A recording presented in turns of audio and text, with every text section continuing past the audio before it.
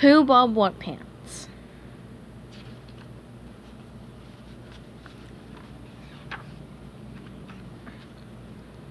Good morning, Gary, sang SpongeBob.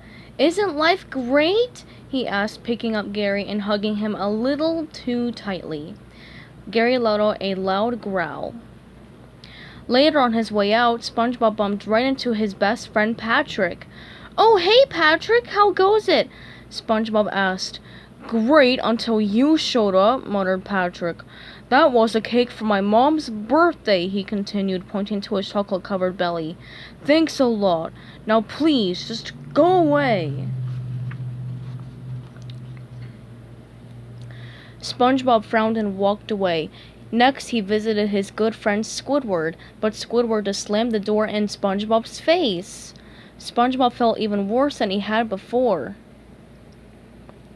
He knew Sandy would be happy to see him, but as he walked into her tree dome, he tripped and splashed the water from his helmet all over her brand new robot.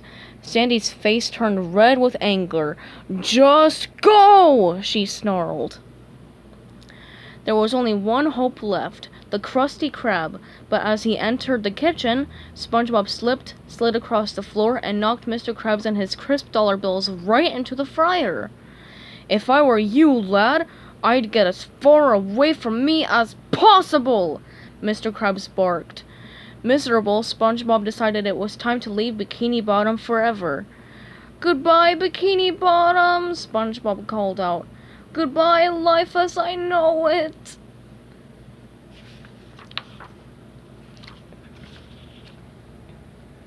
After miles of walking, SpongeBob found himself in an unfamiliar place.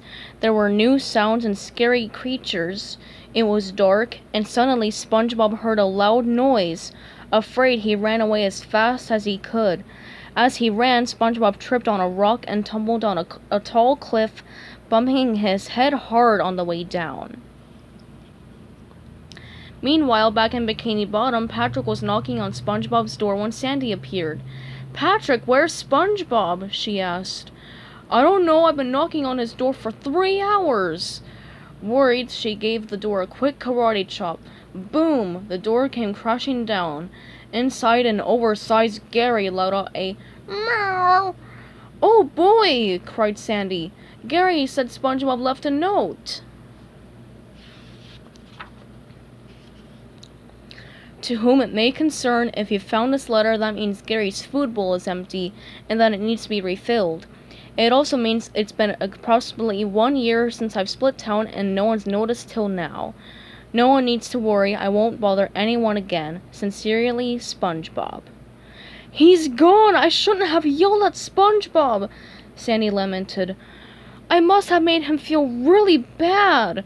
"Me too," said Patrick. "We have to find him," said Sandy. "Come on, let's start searching." Sandy and Patrick checked the Krusty Krab. SpongeBob wasn't there, but there were lots of hungry customers who wanted their Krabby Patties. Mr. Krabs was really worried. He knew that the Krusty Krab couldn't survive without SpongeBob.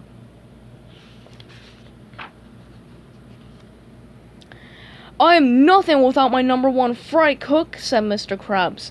"Squidward, I am ordering you to find him. If you don't, you'll be out of a job forever. If you do find him, this jewel-encrusted egg will be yours to keep." "A jewel-encrusted egg?" asked Squidward, looking longingly at the egg. "My collection will finally be complete. I am on my way, sir." Back in the unfamiliar seas, SpongeBob finally had opened his eyes and rubbed the large bump on his head. Then he noticed 2 fish kneeling down looking at a pile of SquarePants. He went over to say hello.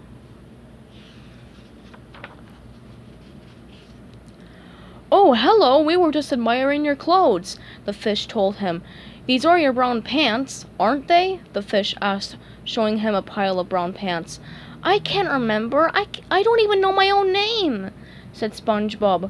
"All I know is that I hit my head and woke up here." "That's too bad.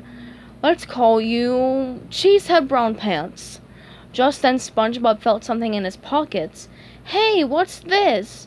he said, pulling out a bottle of bubbles and blowing one. "No bubbles!" shouted his new friends. Then they ran away. SpongeBob started walking. Soon he found himself in New Kelp City. Grr. His stomach began to growl loudly. He needed food, but he didn't have a penny in his pockets. There was only one thing to do: get a job. But his fantastic bubble blowing skills made every employer run away in fear. "I don't understand," thought SpongeBob. "Is something wrong with this place? Or is it me?"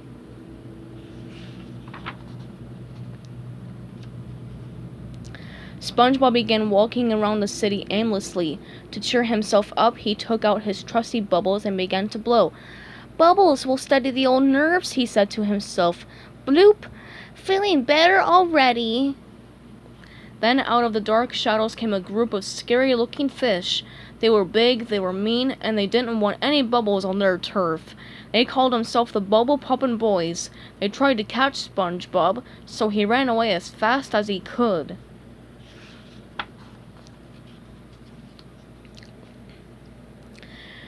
Then SpongeBob had an idea. He blew the biggest bubble ever and caught the Bubble Poppin' Boys inside. It floated far, far away with them inside, never to return. Citizens of New Kelp City flooded the streets with bubbles in celebration. "Thank you, Cheesehead Brown Pants," the mayor said to SpongeBob. "You have restored bubble blowing to the streets. I appoint you the new mayor."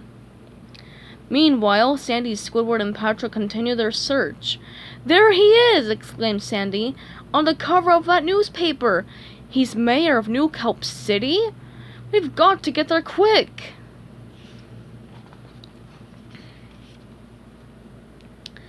When Sandy, Patrick, and Squidward got there, they were shocked by what they saw and heard.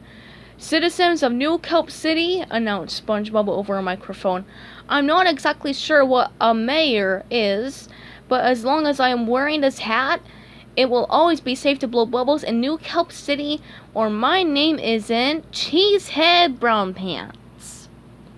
"Cheesehead Brown Pants?" said Sandy. "Who are you?" asked SpongeBob. "We're your best friends," said Patrick. "Sorry, all I remember is hitting my head, blowing some bubbles, and now poof, I'm mayor." "You must have lost your memory when you hit your head," said Sandy. "Come back to Bikini Bottom with us. We're all really sorry we yelled at you, buddy." "I'm sorry," replied SpongeBob. "I can't leave. I'm late for a very important meeting." With that, SpongeBob hopped into the mayor's limousine, which was waiting for him. Good thing Squidward was in the driver's seat. "Don't just stand there," he called to Sandy and Patrick. "Get in!" And off they rode back to Bikini Bottom. "Start frying up them patties!" yelled Mr. Krabs cheerfully when he saw SpongeBob come through the door. "I was a fry cook before?" asked SpongeBob, unimpressed. "Yes, lad, the best in the business," replied Mr. Krabs proudly. "Well, I'm going back to my modest job as mayor," SpongeBob announced, dropping the spatula on the floor. "New Kelp City needs me."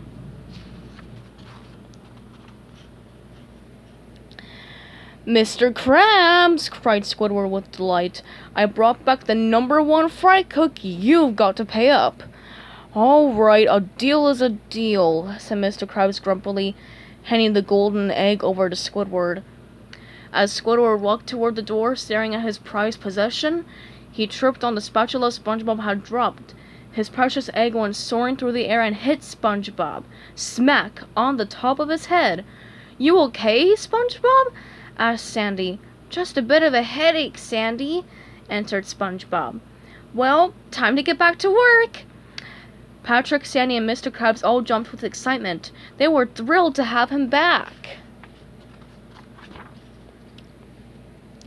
Everyone was so happy that SpongeBob was back home. "Order up," he called cheerily from behind the window of the Krusty Krab kitchen. Things were finally back to normal in Bikini Bottom.